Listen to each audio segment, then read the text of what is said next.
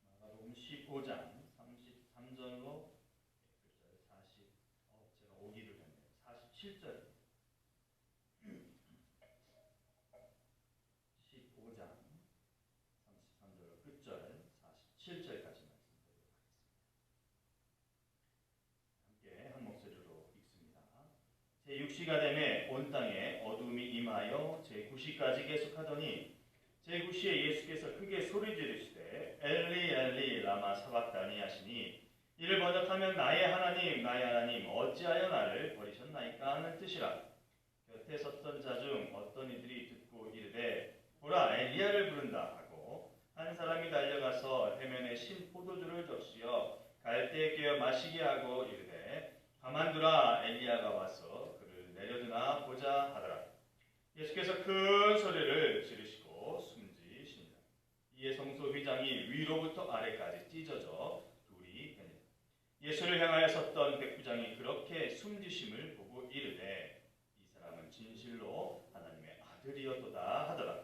멀리서 바라보는 여자들도 있었는데 그 중에 막달라 마리아와 또 작은 야고보와 요새의 어머니 마리아와 또 살로메가 있었으니 이들은 예수께서 갈릴리에 계실 때에 따르며 섬기던 자들이요 또 이 외에 예수와 함께 예루살렘에 올라온 여자들도 많이 있었더라. 이날은 준비일 곧 안식일 전날이므로 저물었을 때에 아리마대 사람 요셉이 와서 당돌이 빌라도에게 들어가 예수의 시체를 달라 하니 이 사람은 존경받는 공회원이요 하나님의 나라를 기다리는 자. 빌라도는 예수께서 벌써 죽었을까 하고 이상히 여겨 백부장을 불러 죽은 지가 오래냐 묻고 백부장에게 알아본 후에 요셉에게 시체를 내려 주는지라 요셉이 세마포를 사서 예수를 내려다가 그곳으로 싸서 바위 속에 판 무덤에 넣어두고 돌을 굴려 무덤 문에 놓음에 막달라 마리아와 요새의 어머니 마리아가 예수 둔 곳을 보더라. 아멘. 하나님의 말씀입니다. 하나님 감사합니다. 오늘도 기록된 생명의 말씀을 읽었습니다. 이 말씀을 통하여 늘 살아 역사하시는 하나님을 경험케 해주시옵소서. 그렇게 하기 위해 우리가 읽은 것을 또 생활 속에서 실행할 수 있는 능력의 종이, 능력의 사람이 되게 하시옵소서. 성령의 능력을 따라 또 말씀을 선언하고 나눕니다. 이 시간 가운데 역사해 주셔서 이 차간에 말씀의 은혜가 있도록 주장하시옵소서. 예수님의 이름으로 기도합니다. 아멘. 본문 말씀 속에 시가 기록되어 있습니다. 33절 말씀에 보면 제6시가 됨에 이렇게 기록하고요. 또 34절 초반에 제9시에 표현들이 있습니다. 그래서 시간이 흘러가고 있구나, 지나가고 있구나, 이걸 좀 확연하게 알게 해줍니다. 이스라엘 사람들 시간 개념인 거죠. 유대 사람들 시간 개념에 따른 기록입니다. 해서 오늘 21세기에 살아가는 우리네 시간 개념으로 좀 따져본다면 여기에 숫자 6을 더해서 생각을 하면 되겠습니다. 그래서 36절은 오후 12시가 되겠고요. 34절은 오후 3시임을 알 수 있습니다. 좀 더 시간에 대해서 본문에 나와 있는 표현을 통해서 알아본다면 42절 말씀쯤에 가면 처물었을 때에 라고 기록을 합니다.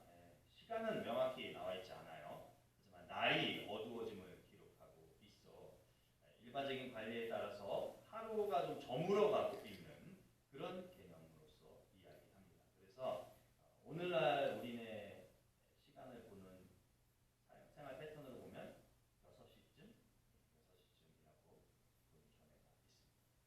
다소 생소와 우리의 개념과 유대 개념의 차이는 이 시간, 그 해가 저무는 이 시간을 새 날, 하루의 시작으로 이해한다는 거예요. 그래서 우리는 아침에 하루 시작이다라고 생각하는데 저들은 이 밤에 하루가 시작되는구나 이렇게 이해를 한다는 것이에요. 그러니 이 42절, 이 구절에 약간의 부연 설명을 하자면 안식일이 다가오기 전에 장례 일정을 빠르게 모든 것들을 좀 마무리해야 되겠다 하는 의미가 포함된다고 볼 수 있습니다. 그래서 안식일 전에 장례 일정을 다 마무리 짓고 안식일은 안식일로서 지켜야지 뭐 이런 거죠. 예수님이 잡히시고 죽기까지 그리 짧은 시간이 아닙니다. 시간상으로 보니까 일반적으로 운명하시는 분들 좀 숨을 거두기까지 그리 오래 걸리지 않는다 이런 것들을 좀 감안하고 오늘 본문 말씀에 나와 있는 예수님의 모습을 비춰본다면 십자가상에서 십자가 위에서의 예수님의 모습은 비참함 그 자체입니다. 우리가 약 9시간 이상 십자가에 매달려 계셨던 것으로 추정할 수 있는데 아무튼 비참합니다. 우리가 이전 이 13장의 본문을 되짚어 생각해 본다면 이 십자가 예수님이 달려 있는 이 나무 십자가 억지로 이루어진 것이라고 볼 수 있는 거죠. 제가 지금 억지다라고 말씀드리는 것은 예수님께서 죽기를 거부하셨는데 그냥 어쩔 수 없이 왔다. 이 예수님의 죽음을 두고 억지로라고 하는 것이 아니고요. 말씀드린 대로 죽음의 틀이 된 이 십자가를 이곳까지 지고 오기까지가 이 억지, 끌려온 듯한 그 모습이다라고 하는 것입니다. 왜냐하면 우리가 13장 볼 때 살펴보았듯이 마가가 쓴 끌고의 자의가 아닌 타의에게 끌려가는 그런 의미가 포함된 것을 알기 때문에 그렇습니다. 이런 모습이 누군가에는 큰 은혜와 혜택을 덧입게 한 예수님의 십자가에서의 죽음이 맞습니다. 끌려서 와서 그 십자가에 오랜 시간을 지나시면서 죽으셨지만 그 죽음은 헛된 죽음이 아니라 누군가에게 은혜를 끼쳐준 죽음인 거죠. 큰 사랑을 덧입은 사람이 이 자리에 우리가 예배드리고 있는 나임을 구원받은 신자로서 고백하게 됩니다. 그런데 이런 일반적인 구원, 나를 봤을 때, 우리 개인을 봤을 때의 개인적 구원의 역사를 얻기까지의 과정이 어찌 보면 이 지금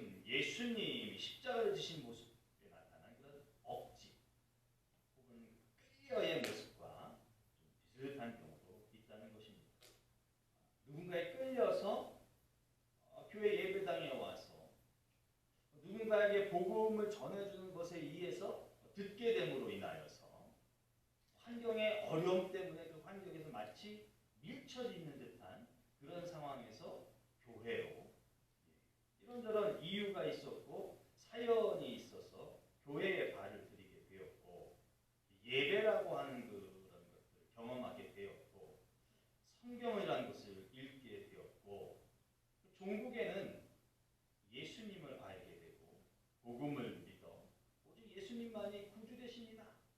이 고백을 통해서 구원을 얻은 성도가 되었다는 것이죠.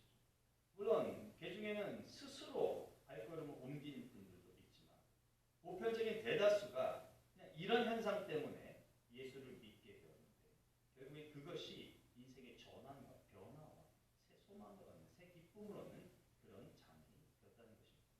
그러니 우리가 생각할 때 우리가 순순하게 아니면 순풍에 돛단 듯 편안하게 예수를 믿고 따르고 경험하는 것도 참 좋은 것이다라고 여겨지지만 신앙을 얻는다는 것이 믿음을 갖는다는 것이 꼭 그런 틀 안에서만 이루어지는 것, 꼭 거기에 국한된 것만은 아니다라는 것을 우리가 좀 알아야 하겠습니다. 그리고 믿음의 눈으로 이렇게 좀 억지로 되는 것, 질질 끌려서라도 목적지까지 가는 것, 내 의지에 맞지 않지만 예수 그리스도를 접할 수 있는 장소에까지 올 수 있는 것 또한 하나님의 큰 역사의 한 부분이다. 하나님의 은혜다. 그래서 고백하고 받아들이는 성숙함이 우리 가운데 있기를 원합니다. 그래서 신앙을 갖고서 난 이유라 할지라도 마지못해서 갈 수 있는, 마지못하지만 가야만 하는 이런 것들이 있다는 것을 인정하고 수용하고 우리 믿음을 거기에 결부시켜서 한층 더 견고하게 만들 수 있으면 좋겠습니다. 죽음을 받아들인 예수님이십니다. 죽을 수밖에 없다면 그것을 내가 하겠습니다. 결단하신 예수님. 겟세마네 기도를 좀 나름 말씀을 드린 거예요. 마가복음 14장 36절. 아빠 아버지여, 아버지께는 모든 것이 가능하오니 이 잔을 내게서 옮기시옵소서. 나의 원대로 마시옵고 아버지의 원대로 하옵소서 하시고. 여기에 그런 게 담겨 있는 거죠. 야, 나는 하나님 좀 죽고 싶진 않아요. 이게 내 본심이에요. 이렇게 3년 살다 오다 보니까 3년은 좀 부족한 것 같고 좀 더 길었으면 좋겠고 아니면 이 땅에서의 명을 다 한 다음에 가면 좋을 것 같고 이런 마음이 드셨을 수도 있을 것 같고 그러나 그것은 내 마음이지만 하나님께서 주권자이시니까 아버지께서 하십시오. 이런 고백을 하는 거죠. 그런데 십자가에 달리신 예수님이 하신 마지막 말씀, 이 말씀은 좀 의아함을 자냅니다. 오늘 기록된 34절 말씀이에요. 제9시에 예수께서 크게 소리 지르시되 엘리 엘리 라마 사박다니 하시니 이를 번역하면 나의 하나님 나의 하나님 어찌하여 나를 버리셨나이까 하는 뜻이라. 그러니까 겟세마네에서 기도의 그 결심이 야 이게 사라지신 거 아닌가 하는 그런 좀 마음이 들 법한 그걸 표현하는 거죠. 그래서 서두에 말씀드린 것처럼 무려 9시간 이상을 십자가상에서 달리신 예수님이세요. 그러니까 좀 그렇게 달려있는 자기 자신을 바라봤을 때 표현은 안 했지만 좀 버려졌다. 내동댕이 쳐졌다. 쓸모없는 홀짝처럼 되어버렸다라는 그런 느낌이 드신 것은 아닐까 싶습니다. 그래서 스스로의 표현이 버렸나이까? 어째 나를 버렸습니까? 라고 하셨기 때문입니다. 또 이 표현이 다소 좀 자극적이다라고 여겨질 법하기 때문에 예수님이 하나님으로 동떨어진 그런 존재가 됐다라고 여겨질 수 있다는 거죠. 그래서 저 나름대로 한번 완곡한 표현으로 바꿔보면 이런 어떤 개인적인 느낌이 사라질까 싶어서 하나님 왜 나를 대속하셨나요? 하나님 왜 내가 이 많은 인류의 사람들을 대신해서 죽어야만 하나요? 이렇게 엽조를 보는데 이게 그냥 뭐 똑같은 것 같아요. 하나님 왜 나를 버리셨습니까? 라고 하는 예수님의 울부짖음이나 제가 이렇게 완곡하게 바뀐 거나 진의는 전혀 달라지지 않는 것 같아요. 그냥 버려진 것 같은 그런 느낌이 들 수밖에 없을 것 같아요. 아무리 완곡한 표현을 해도 그 십자가상에서 이렇게 모든 것을 쏟아내시고 느끼는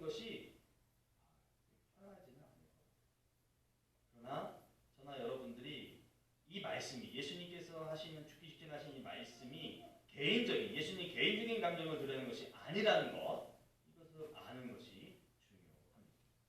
그러니까 혹시라도 이 구절을 대하면서 저처럼 느끼신 그런 부분이 한 부분이라도 있고 잠시라도 있다면 그거 버리셔야 돼요. 그거 아닙니다. 그건 우리네 생각입니다.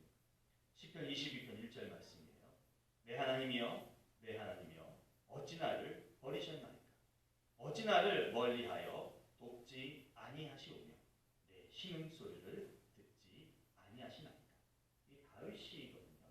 시편 22편에 예명이 있어요. 고난받는 메시아의 시라고 하는 것이죠. 이 시의 출발이 1절이 예수님이 외치신 것과 똑같아요. 그렇죠? 어찌하여 나를, 내 하나님이여, 내 하나님이여, 어찌하여 나를 버리셨나이까? 이 말씀, 엘리 엘리 라마 사박다니, 이 말씀을 하고 가셨는데 시편 22편의 1절의 출발이 엘리 엘리 라마 사박다니. 마치 이 시의 출발이 자기 자신의 신세를 한탄하는 것처럼 여겨지고 그렇게 나타나요. 아마 다윗이 어떤 고난 중에 있었을 때 지은 시, 그래서 그런 것은 아닐까 싶지만 실제 이 시 전체는 하나님의 위대하심을 드러내는 것. 출발은 이런 표현이 깃들어지지만 내용은 그런 것들, 하나님의 거룩하심, 하나님의 위대하심을 가득 차는 것이. 그리고 그것을 토대로 해서 더 나아가서 거기에 더해서 나를 살게 하신 하나님을 경배하고 경외할 수밖에 없는 선언 내지는 기도를 하고 있는 것이 시편 22편이라는 거죠. 거기에 첫 출발의 구절을 예수님께서 마지막 숨 거두시기 직전에 하셨다는 거예요. 그래서 이 시편의 전체 내용을 이해하면서 본문에 나와 있는 예수님의 그 외마디 외침을 다시 상고해 본다면 그건 하나님 앞에서 예수님이 내가 왜 이런 고난을 당해야 합니까? 라고 하는 하소연이나 비명이라고는 볼 수 없다는 거죠. 마지막 생을 마감하는 그 순간에도 예수님께서는 하나님의 그에게 한 부분을 감당하시고 있다는 그 이루심을 통해서 하나님의 하나님 되심을 높이고 있다라고 여기는 것이 더 합당하다는 것입니다. 그러니 비관하거나 비난에 따른 엘리엘리라마 사박다니는 아니다. 우리 살아가면서 생이 만만치가 않다는 것은 생활하기가 쉽지 않다는 것을 의미하면서 내뱉을 것이야. 삶이 참 녹록치가 않아. 생활이 그렇게 순탄치만은 않아. 이게 그런 것이 있어요. 그래서 다시 말하면 내가 계획한 대로 뭔가 순리대로 이루어지고 내 계획의 순리대로 이루어지지 않는 거야. 내가 뜻한 바대로 인생이 그렇게 호락호락하게 되어가지지가 않아. 이걸 안다는 거죠. 살아가면서 겪어보니까. 그래서 한숨 짓게 되죠. 또 동시에 눈물이 나기도 하고 외마디 비명도 질러보기도 하고 몸부림치는 괴로움이 동반합니다. 근데 신자인 우리가 그러면서 그런 행동들을 하면서 동시에 일어나는 현상이 하나님을 찾는다. 예배를 드리고 말씀을 읽으며 기도하는 생활도 이어나간다는 거죠. 다른 한편으로는 생활고를 겪으면서도 한편으로는 주님 전에 나와서 예배를 드리고 신자로서의 역할과 책임을 다한다는 것이죠. 어쩌면 예수님의 십자가에서의 마지막 외침이 우리의 일상을 대변하는 것은 아닐까 그런 생각을 해봅니다. 그래서 우리가 괴로움 때문에 기도를 통하여서 혹은 찬양을 하다가도 혹은 말씀을 보다가도 에이! 할 수밖에 없는 주님 도대체 이게 뭔가요? 라고 할 수밖에 없는 그런 비명과 하소연이 예수님이 외치신 그것과 사뭇 비슷할 수도 있겠다라고 하는 것이죠. 왜냐하면 우리가 그런 것을 한다고 하더라도 내가 하나님을 떠나겠다는 것을 내포하지는 않기 때문에 내가 하나님의 내 상황에 대해서 처절하디 그런 표현을 한다 하더라도 하나님이 부질없다는 의미를 거기에 담고 있는 것이 아니기 때문에 그렇습니다. 믿음을 버리겠다는 것이 아니기 때문에 그럴수록 우리가 더 하나님을 경배하고 경외하고 있지만 어쩔 수 없이 터져 나올 수밖에 없는 그런 표현이 되기도 한다는 것입니다. 그래서 하나님을 경배하면서 더불어 삶의 고통을 같이 웃게 하는 우리의 모습이 십자가상에서 하나님을 경배하는 그 모습. 그렇지만 십자가상이라고 하는 그것이 마지막 운명전에도 오직 하나님만을 높이고 그 하나님의 경외함은 이 기록된 말씀, 그러니까 구약의 말씀을 통해서 부르짖음으로써 표현하신 예수님의 그 모습이 이 시대를 살아가는, 오늘을 살아가는 우리에게도 어떤 상황 가운데서도 끊이지 않고 반복되어지고 나타날 수 있는 신자의 삶이 될 수 있으면 좋겠습니다. 예수님께서 죽으셔야 하는 이유는 다른 것 아닙니다. 잃어버린 자들을 찾기 위한 하나님의 계획이기 때문에 그렇습니다. 끊어진 관계를 회복해야 하겠다고 하는 하나님의 의지 때문입니다. 그리고 그렇게 하나님께서 정하셨기 때문에 예수님이 이 땅에 오셨고 예수님이 하나님의 뜻에 맞춰서 이 땅을 사시다가 죽으셔야 한다라고 하는 것이죠. 그 이유 때문 다른 것 아무것도 없어요.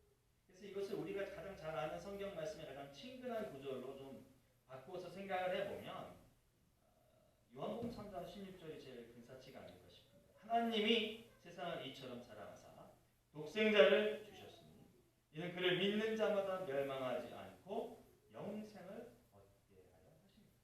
그러니까 끊어졌고 떨어져 나갔고 죄 가운데 있는 자들에게 영생을 주시기 위하여서 그리스도를 이 땅에 보내셨다라고 하는 것이죠. 이 구절에서 여기에서 요한이 생각하는 영생이 무엇인가 그렇다면 이걸 좀 알아야 하겠습니다. 요한은 요한복음 17장 3절에서 영생에 대해서 이렇게 얘기해요. 영생은 곧 유일하신 참 하나님과 그가 보내신 자 예수 그리스도를 아는 것이다. 이렇게 얘기해요. 그게 영생이라는 거예요. 그러니까 하나님과 예수 그리스도를 아는 것이 영생이다.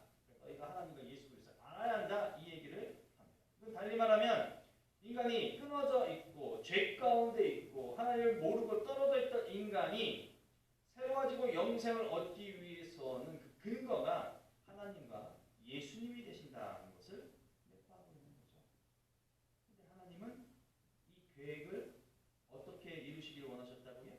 예수 그리스도를 보내셔서 사는 게 아니라 죽게 하는 거예요. 예수 그리스도의 죽음을 통해서 영생을 얻게 해 주겠다. 이 뜻을 정하셨다는 것이죠. 그래서 예수님이 죽으실 수밖에 없다. 그리고 정말 하나님의 뜻하신 것처럼 그렇게 되어져 왔고 그것이 결과로 나타나게 되었는데 영생을 이루기 위해서 예수 그리스도를 보냈는데 예수 그리스도가 그 영생의 고울이라고 하는 것을 이루기 위해서 이제까지 해왔고 마지막에 그것이 이루어지는 결과물로 나타났는가라고 하는 거죠. 38절 말씀입니다. 이에 성소 휘장이 위로부터 아래까지 찢어져 둘이 되니라 이랬어요. 둘이 되었다. 우리는 예배당에 휘장이 없어서 과거의 어떤 예배당 개념의 휘장을 생각해 본다면 이 예배당 뒷 배경에 쫙 펼쳐져 있는 그 자주 색깔 그런 것들로 좀 연상을 해보면 그게 찢어졌다는 거예요. 이게 보통 통짜로 되어 있는 게 찢어졌다는 거예요. 그래서 둘이 됐다는 거예요. 그럼 여러분 그렇게 휘장이 둘로 찢어진 것을 토대로 공간적인 개념, 공간적인 구성을 이룬 것에 대한 생각을 해보면 성소와 지성소를 구분하는 휘장이었다는 거죠. 성소와 지성소를 구분하여서 오직 대제사장만이 지성소에 들어갈 수 있는데 그 지성소를 가로막는 것이 쫙 찢어졌다는 거예요. 찢어졌다는 것이 내포하는 의미를 생각할 때 우리가 갖는 가장 큰 의미는 아무짝에 쓸모가 없어졌다라고 하는 것 아니겠습니까?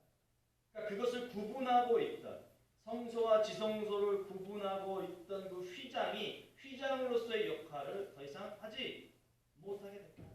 이거. 근데 이게 어떨 때 나타났고요? 예수님의 죽음과 동시에 성소가 찢어졌다는, 둘이 됐다는, 의미가 없게 되었다는. 그러니 둘로 나뉘어져 있을 때에는 성소와 휘장이 하나로서 공간을 나누었을 때에는 오직 대제사장만이 지성소에 들어갈 수 있었는데 예수 그리스도가 죽어서 성소 휘장이 둘로 되면서 공간을 나누는 개념이 사라짐과 동시에 가장 대표적으로 나타날 수 있는 것입니다. 누구나가 다 지성소에 가까이 할 수 있는 그런 것이 되었다라고 하는 영적 의미가 담겨 있다는 것이죠. 예수님의 죽으심이 가로막고 있던 하나님께로 사라지게 하는 그런 의미가 있다는 겁니다. 이런 결과가 38절에 나와 있는데 결과가 있다는 것은 출발이 있다는 것 아닐까요? 시작이 있다는 것 아닐까요? 그러니까 우리 시작도 한번 생각해 볼 필요가 있겠죠. 마가복음 1장 10절입니다. 곧 물에서 올라오실새 하늘이 갈라짐과 성령의 비둘기같이 자기에게 내려오심을 보시더니 이제 요한에게 세례를 받으시면서 공생애를 시작하실 때에 예수님께서 요한에게 세례를 받으신 연후에 예수님께서 바라보신 대목 하늘을 몰라보니까 하늘이 갈라지는 역사가 있었다라고 하죠. 예수님이 공생애 시작하시면서 보신 거예요. 그래서 이 현상이 예수가 그리스도, 예수가 메시아, 그 사명을 감당해야 되는 것 아는 시점이 되었는데 그 시점의 현상이 하늘이 갈라지는 그런 역사가 나타났다는 것이죠. 이것으로 인해서 예수님께서 맡겼던 모든 것, 하나님과 인간 사이에 있던 그 담을 허무시고 무너뜨리실 분이시구나 라고 하는 것을 알 수 있게 해주는, 드러내 주는 것. 그 일을 이루시기 위해서 쉼없이 3년의 시간 동안 공생애를 살아오셨고 오늘 본문에 나와 있는 것처럼 죽으셨음을 성경은 기록하고 있는 것입니다. 처음과 끝이 맞물려 갈라지고 찢어지는, 흩어지는 것들을 회복하는, 막혔던 것을 허무시는, 본문에서 휘장이 찢어지는 이 역사로 인한 영적 의미 외에 보여진 가시적인 결실이 있을까요? 우리 사람인지라 영적 의미도 신비하고 좋지만 사실은 이 육안으로 볼 수 있는 것이 있다면 더 오래 갈 수 있다는 그런 마음이 있잖아요. 39절 말씀 한번 보시죠. 예수를 향하여 섰던 백부장이 그렇게 숨지심을 보고 이르되 이 사람은 진실로 하나님의 아들이었다. 이렇게 고백합니다. 여기 백부장 군대 장수예요. 어느 군대입니까? 로마 군대 장수예요. 그러니까 예수님 곁에 있었다라고 얘기를 해요. 뭘 본 사람입니까? 어떤 역할을 한 사람입니까? 예수님의 죽음을 진두지휘한 사람이에요. 예수님 십자가에 못 박고 그가 죽은 것을 육안으로 확인하고 그가 처참하게 당하는 모든 것들을 보아온 그 사람입니다. 그 사람이다라고 하는 것을 우리로 하여금 알게 해요. 그런데 그런 사람 입장에 입에서 이 사람이 하나님의 아들이었구나. 이런 탄성 섞인 고백을 했다는 것이 이건 사실은 그렇게 쉽게 간과할 만한 일은 아닌 거죠. 왜냐하면 이 사람이 지금 로마의 군인이다라고 하는 것 때문에 게다가 일반 사병도 아니고 백부장이에요. 여기가 엄청난 일인 거죠. 왜냐하면 만약에 총독 빌라도가 이 일을 알았다. 여러분 이 사람은 진정한 하나님의 아들이었습니다라고 하는 것에는 무슨 의미가 담겨 있는 거예요? 우리 빌라도께서 실수하셨네? 아니 유대인의 왕이 맞잖아. 하나님의 아들이 맞네? 오심하신 거 아니야? 오판하신 거 아니야? 이게 되는 거잖아요.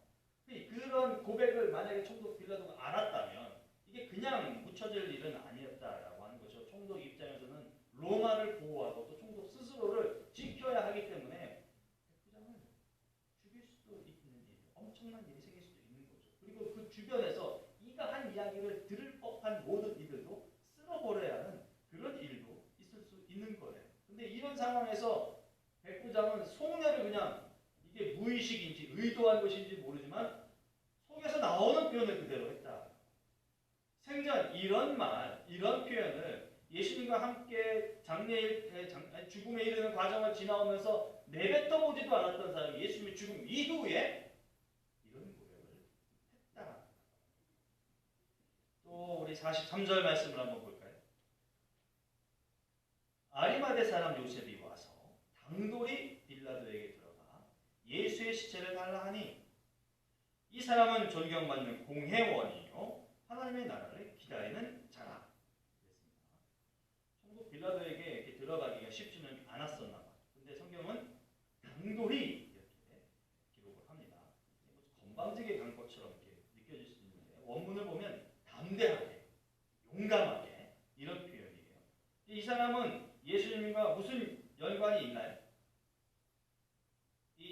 아리마대 요셉이라고 하는 사람이 예수님과 그 관련성이 이제까지 봤을 때 나타나지 않았던 사람이에요. 여기서 갑자기 뜬금없이 나타났어요. 대개 장례가 치러지면 어떤 사람들이 나와야 하는 건가요?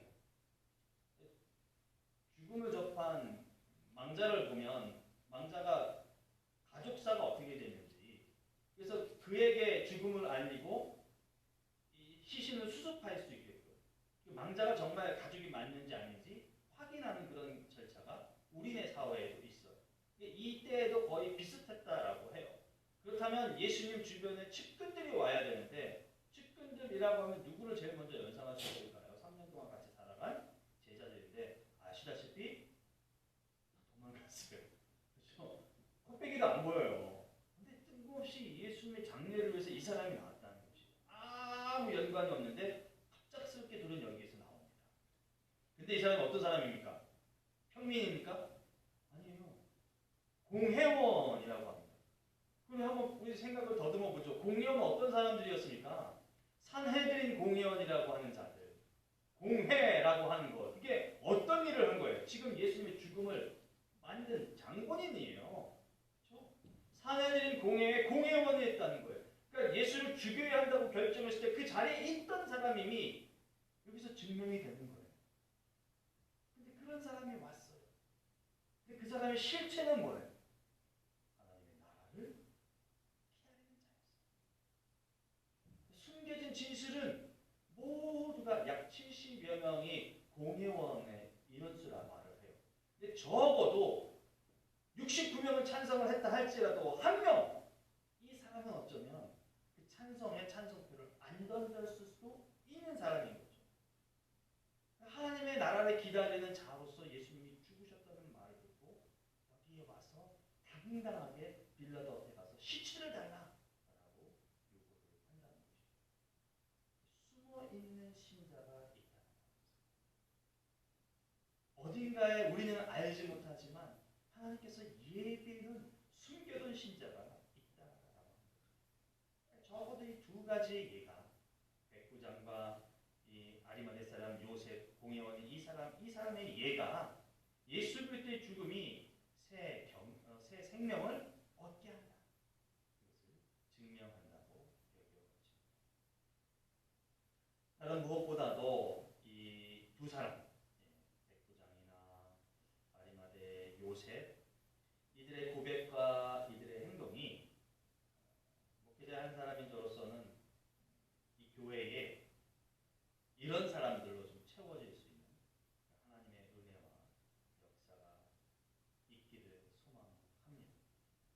그래서 우리는 알지 못하지만 우리는 그저 기도하고 간절한 소망을 갖고 하나님의 사람들이 또 신자들이 더해지기를 원하지만 예수님의 죽음을 인정하고 믿고 그것을 토대로 신앙생활하고 있는 우리들이기에 예수 그리스도의 죽음을 통해서 믿지 않았던 자가 고백을 하고 숨겨져 있던 자가 용감하게 자기 자신을 드러내는 일이 일어난 것처럼 진실로 믿는 자들로 인하여서 신앙 공동체, 교회 공동체를 이룬 우리 교회 가운데에도 무슨 연유에서 알지 못하지만 숨어있는 이 지역의 신자, 또 어떤 상황에서인지 모르지만 무신론자에 가까운 이 지역에 사는 사람들, 흩어져 있는 여러 하나님의 사람이 되어야 할 그들이 우리 교회에서 성도들이 이루는 그 예배를 통해서 우리 교회에서 모여서 예배하는 그 예배를 끝난 후에 보이지 않는 각자 흩어진 그곳에서 보이지 않는 교회로서 역할을 하는 우리 성도들의 일거수일투족, 그들의 삶의 모습을 봄을 통해서 이 교회가 복음에 합당한 교회이고, 이 교회가 하나님의 역사를 소망하는 교회이고, 이 교회가 성령의 은혜로 이루어지는 오롯한 오롯이 교회로서 존재하는 참 교회이구나라고 인정이 되어져서 예배당으로 올 수 있는 모이는 날이 속히 이루어질 수 있기를 간절한 마음으로 십자가의 죽음으로 이루신 예수님의 좋은 결심, 다른 것 아니라 믿음을 드러낼 수 있는 것, 또 믿는 자가 생겨났다는 것. 그것이 우리는 믿는 자이기 때문에 후자의 경우 좀 더 돈독하게, 좀 더 견고하게, 좀 더 강하게 우리의 믿음을 표현하고 행동할 수 있는 그런 역사로, 결실로 나타나기를 소망합니다. 그런 우리가 모인 이 교회 공동체에도 우리가 은혜로 보여지는 결실 또한 풍성한 그런 교회가 될 수 있기를 간절히 소망합니다. 함께 기도합니다. 하나님 감사합니다.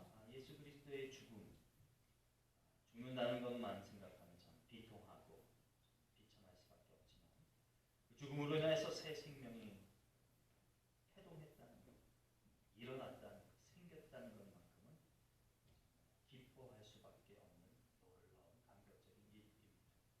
그것 때문에 오늘날 이 시간에 예배자로선 우리가 있는 것이고 교회가 있는 것이고 하나님께서 찾아내어야 하는 하나님 앞에 와야 할 자들이 있는 것이라 생각됩니다.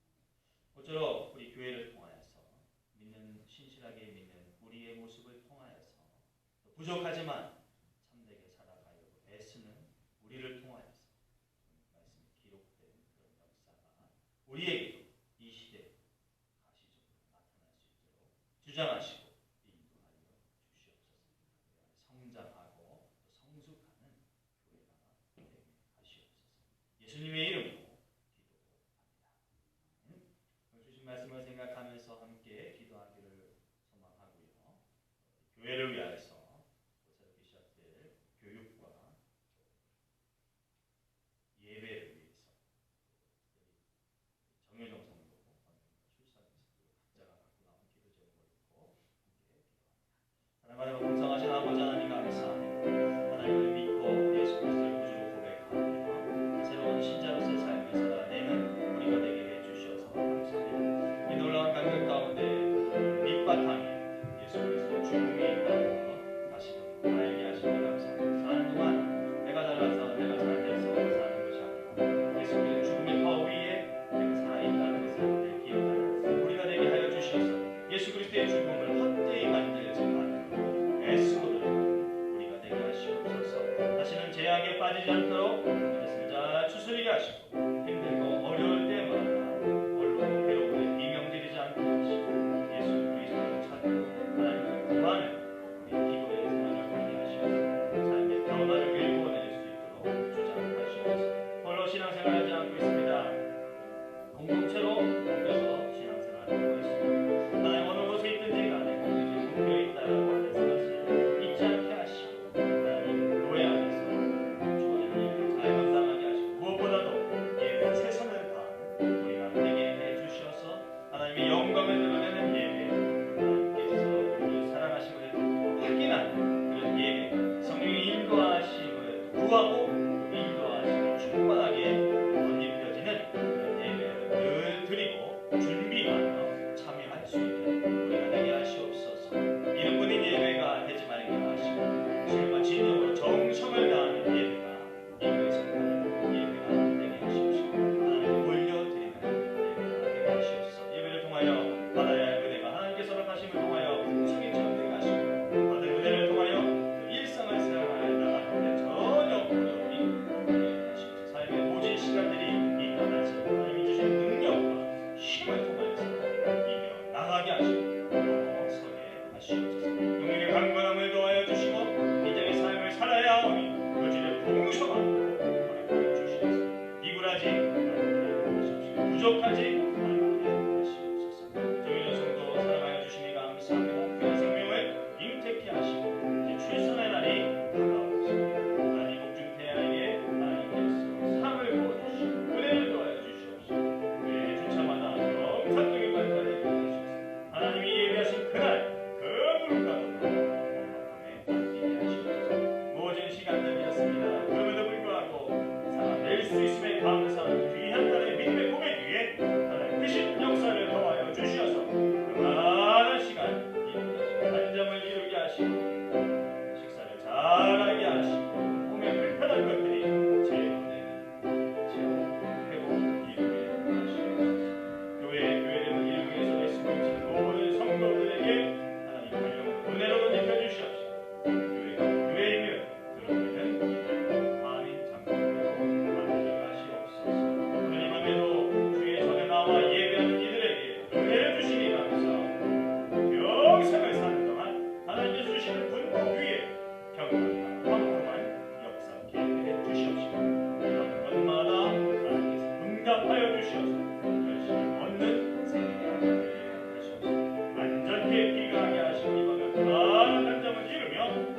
시간을 주 안에서 맞이하게 하시옵소서. 예수님의 이름으로 기도합니다. 기도문 하심으로 예배를 마칩니다. 하늘에 계신 우리 아버지여, 이름 거룩히 여김을 받으시오며 나라가 임하시오며 뜻이 하늘에서 이루어진 것 같이 땅에서도 이루어지이다. 오늘 우리에게 일용할 양식을 주시옵고 우리가 우리에게 죄 지은 자를 사하여 준 것 같이 우리 죄를 사하여 주시옵고 우리를 시험에 들게 하지 마시옵고 다만 악에서 구하시옵소서. 나라와 권세와 영광이 아버지께 영원히 있사옵나이다.